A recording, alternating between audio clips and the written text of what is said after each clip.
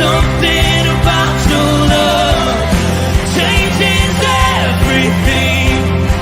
Changes everything. Something about your love. Something about your love changes everything. You turn my morning into dancing. You turn my morning into dancing. You turn my morning into dancing. You turn my morning into dancing.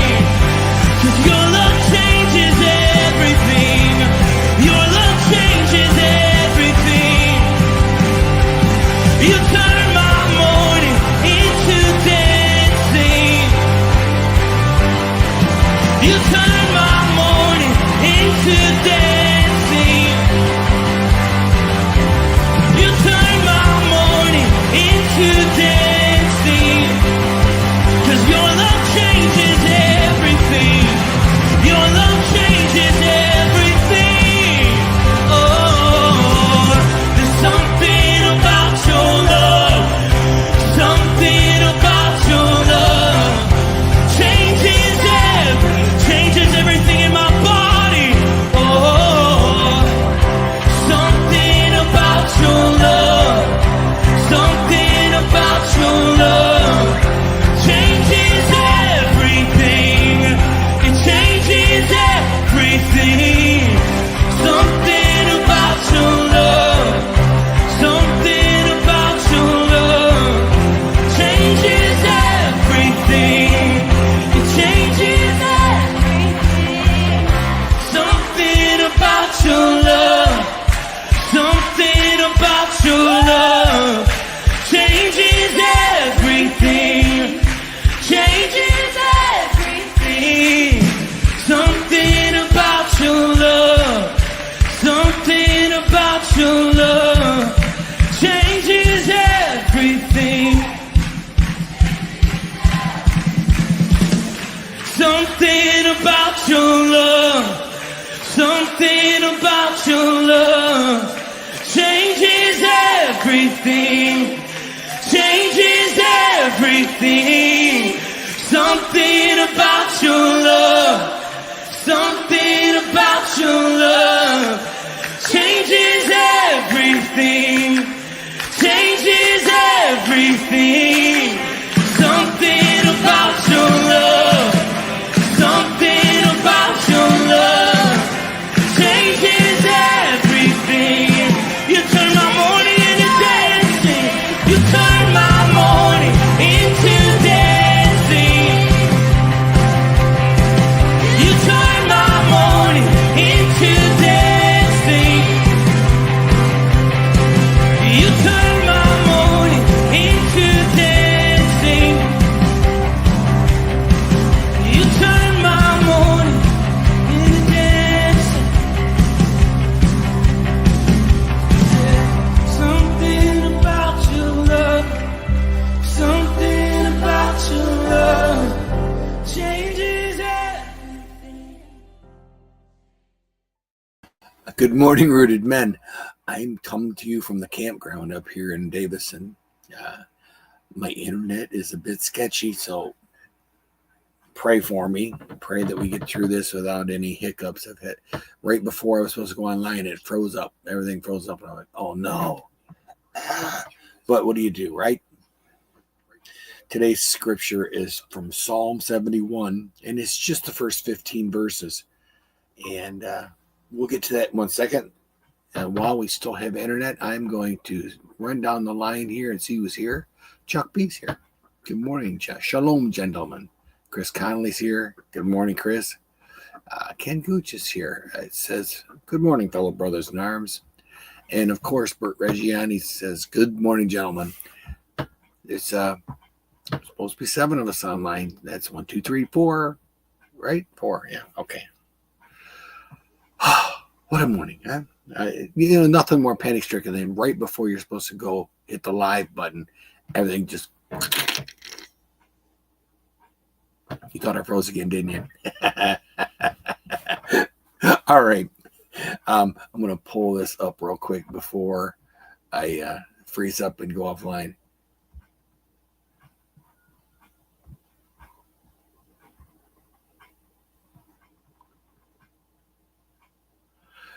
All right. So you ready to start? Forsake me not when my strength is spent is the title of this paragraph. And it says, in you, O Lord, I take refuge. Let me never be put to shame. In your righteousness, deliver me and rescue me. Incline your ear to me and save me.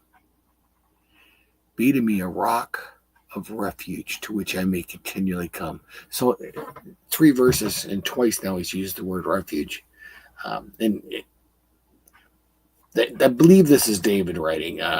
What I read yesterday, that it's not, that doesn't have his name on it, but the writing is so similar that they're pretty convinced it was David. But he uses refuge over and over again in this one. And it says, it's a place of safety, protection, or shelter from danger. It could be a place to flee to, or it could be a person or a place where you trust and you can depend on. This is a plea for rescue here. I mean, this whole beginning of this paragraph is a plea to rescue. But the cool part about it, it's not a plea to somebody he doesn't know. It's a plea to someone that he's known his whole life, which is kind of cool. So let's continue. Be to me a rock of refuge to which I may continually come. You have given the command to save me, for you are my rock and my fortress. Rescue me, O God, from the hand of the wicked. Something is after him, right? There's thoughts that this may have been during the time of Absalom and his betrayal. From the grasp of the unjust and cruel man. For you, O Lord, are my hope, my trust, O Lord, from my mouth. Upon you I have leaned before my birth. Again, he's basically saying this is not something new I'm trusting in. This is something I've known my whole life, and I still trust in it. You are he who took me from my mother's womb. My praise is continually of you. You hear about people losing their faith because something bad happens to them. And here's a guy that's been through a lot. He's done a lot too. He's sinned himself, but he's been through a lot, and his faith is still so strong. I have been as a portent to many, but you are my strong refuge. I had to pause this morning because portent is a word we don't use much anymore. We use important, but we don't use portent very much anymore. And kind of looking through it, in the Old Testament, it was used as talking about signs or wonders.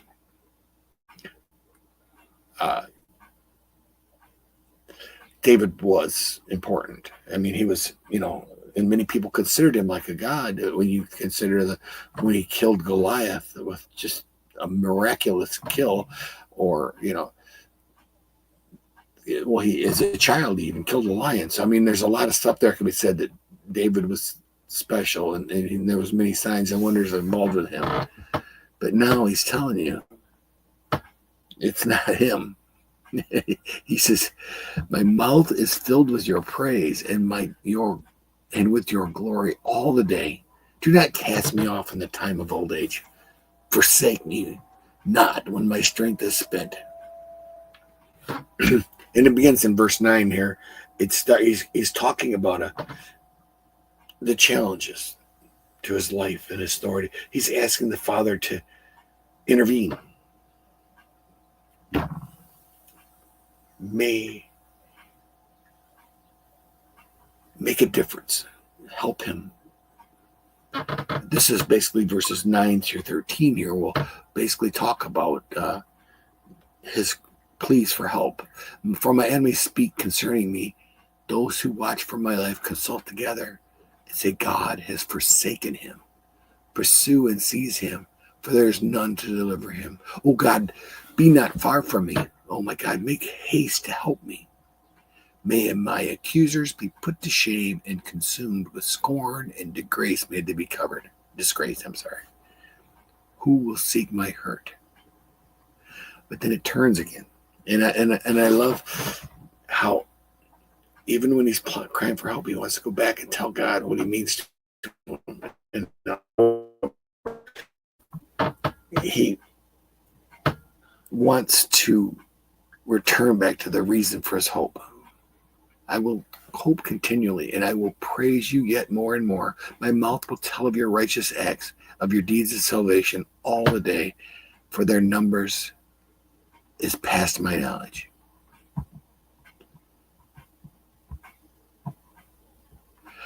Okay. Well, there's a lot there, right? I mean, so what do we take from these verses? You're talking about a guy who knows where his refuge is. He knows where his hope is. He knows that no matter who's out to get him, God's there for him. I always like to take these devotions and turn them into today. What does that mean to us today? And are we making God part of our daily refuge? And that was the first question that came to mind. Is God who we look to in the daily day? Or do we, as most men or most humans do, even try to fix it ourselves? Try to be the one, be the guy. I mean, it's in our nature as men to try to fix things. We know that. It's, oh my goodness.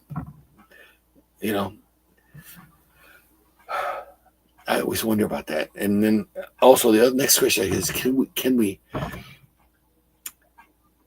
grow in our faith during times of distress? David's going through a lot here. He's going through betrayal by a son, and all he can think of is how important God is in this equation. And it's not hard to believe that some of David's stuff is David's own doing, yet his faith is so strong, and God is still his refuge even after all this. And I thought, how can we be like this to somebody today? That's my thought here. I know Tom has talked a lot about testimony and getting testimonies on paper or on video. And I would encourage you not necessarily to see Tom, because I get it. When not people don't like sharing and they're a little nervous about cameras, but to understand what your testimony is. And you have one. Every one of us has one. But sometimes we don't feel it's, sexy enough because I didn't come from a biker gang, or or I wasn't found throwing up in a gutter and God found me and pulled me out and made me to the great evangelist I am today. Stuff like this. We don't, we hear these testimonies. You go, oh my gosh, that's amazing. Something convinced you. Something convinced me. And I could say, I can see God on my past. And my testimony can be that. But did I see him at the time? And that was the thing. So we don't always have these lightning fast revelations, but testimonies. But we do have something in us that convinces us that it's true. The Spirit came into us for a reason, at a time, at a point in our lives where we weren't. And now we are. What's the title of the thing from Chosen? I was one way, and then I was another way, and the only difference was him. Something along that lines. We look at our testimony as some grand gesture, and it might just be a little thing that changed your heart. Now, could somebody else use that? That's my question today. Could somebody else use that testimony that you don't think is much? Let's say you're an engineer and you've struggled with your work for years and years and years. And then one day God pulls you out of that and he said, you're an engineer, but you're a Christian engineer. And this is the difference you're going to make in your life. And your life changed and got better. Don't you think there's probably other engineers out there that could use that as part of to help them?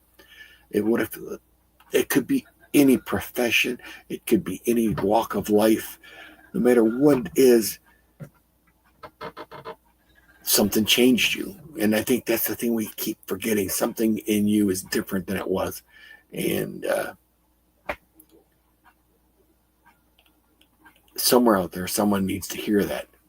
So keep in mind, not necessarily to broadcast it, but to write it down so you at least know it. So next time you're talking to somebody and all of a sudden they have the same testimony as you, you may be a benefit or a blessing to them. That's what I have for you today, guys. I pray it was a blessing to you. And I prayed that this all worked without a hitch. But according to this, I've been online for 17 minutes. So I guess I was super talkative. Have a firmly rooted day. And may someone see Jesus in you today. Peace.